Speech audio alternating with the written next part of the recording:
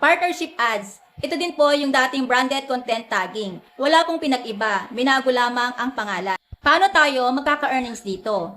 Kung noon, pwede tayong makipag-collab sa brands lang. Ngayon, pwede na tayong makipag-partner hindi lamang sa mga brands, pati na rin sa mga content creator or sa mga tao na may mga business, pwede na rin tayong magka-earnings sa kanila depende sa agreement or mapag-usapan.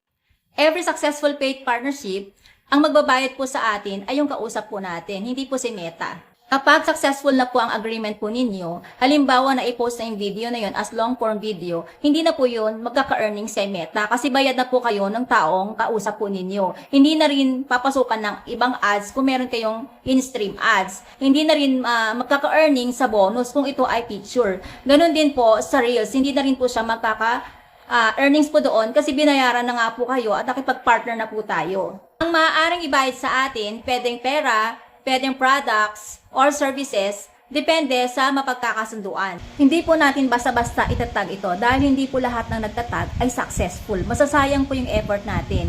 If ever naman po na magiging successful, may nag-accept po ng tag po natin, ang magiging problema po natin dito ay hindi po tayo babayaran. Dahil wala nga pong agreement, wala po kayong napag-usapan na babayaran ka po nila. Kaya, kailangan po muna natin makipag-usap doon sa may-ari or brand, product na gusto nating makipag-partner or dun sa content creator na yon or ordinaryong tao na businessman para may magkaroon tayo ng agreement kung papayag sila na makipag-partner sa atin.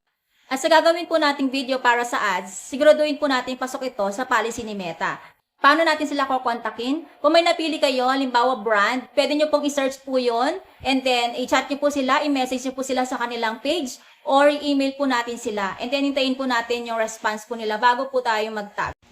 Again, every successful paid partnership, wala pong kinalaman si Meta po dito. Labas po si Meta. Ang magbabayad po sa atin yung kausap natin, hindi po si Meta. Kung may natutunan kayo, huwag kalimutang mag-follow and share.